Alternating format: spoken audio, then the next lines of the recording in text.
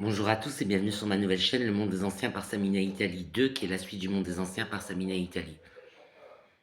Alors, pour les benzodiazépines, la dépendance, ça c'est un médicament que je connais, parce que la première fois que je suis arrivé en psychiatrie, je me suis fait interner, j'étais comme ça, impossible de me calmer. Dès qu'il y avait un événement un peu émotionnellement fort, je me retrouvais à trembler comme une feuille. Il n'y avait aucun moyen de me calmer. La seule chose qui m'a vraiment calmé, et encore pas que ça, mais d'autres choses encore, c'est les benzodiazépines.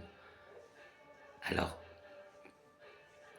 au départ, c'était régulier, on en donnait plusieurs fois par jour, je prenais plusieurs fois par jour.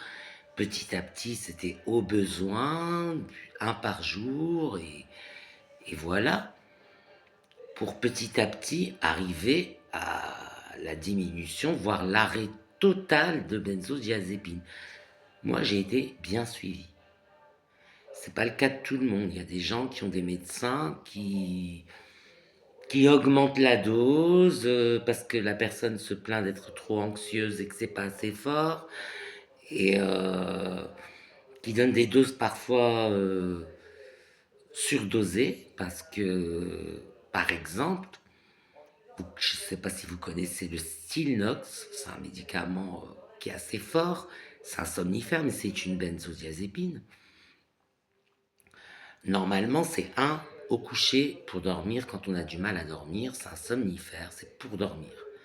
Déjà, je vois des gens l'utiliser comme un calmant et non un somnifère, alors que c'est fait pour dormir. C'est vraiment un hypnotique. Et déjà comme calmant. Et la dose, c'est plus un au coucher, c'est deux, trois par jour. Déjà ça. Et les médecins, apparemment, ils en donnent parce que la personne n'en manque jamais, elle en a toujours. Déjà ça. Puis même, je vois autour de moi, par exemple, mon petit frère, qui lui a des crises de panique, des crises d'angoisse un peu qui lui prennent souvent. Et là, son médecin lui a donné une benzodiazépine, donc il a essayé déjà l'hydroxynine. Donc ça, c'est pas une benzodiazépine, c'est un anxiolytique un peu moins fort. Ça n'a pas fait effet. Donc finalement, un anxiolytique qui est une benzodiazépine, là, ça fait effet, mais quand il essaie de diminuer, ça va pas. Donc il est obligé de se reconformer à la dose prescrite par le médecin. Et le médecin lui conseille de ne pas arrêter. Mais ça va durer combien de temps? C'est ça. Ne pas arrêter, d'accord, mais si c'est pour être suivi avec un traitement comme ça pendant des années, c'est pas trop un bon plan, c'est juste une béquille, mais ce serait bien de ne pas apprendre à marcher avec cette béquille, justement, juste se tenir sur elle. Mais, mais voilà. Donc je connais les traitements de benzodiazépines. En France, on est les number one mondiaux euh, en termes de consommation de benzodiazépines. Alors le sevrage, ce serait des sevrages petit à petit, des petites doses, par petites doses, on diminue, on diminue, on diminue, pour que ça se passe bien.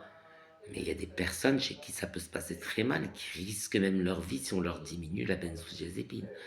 Mais ça doit être, la source doit être un mauvais traitement ou une mauvaise posologie, je sais pas, mais logiquement, le médecin doit limiter la quantité de benzodiazépine ingérée par le patient.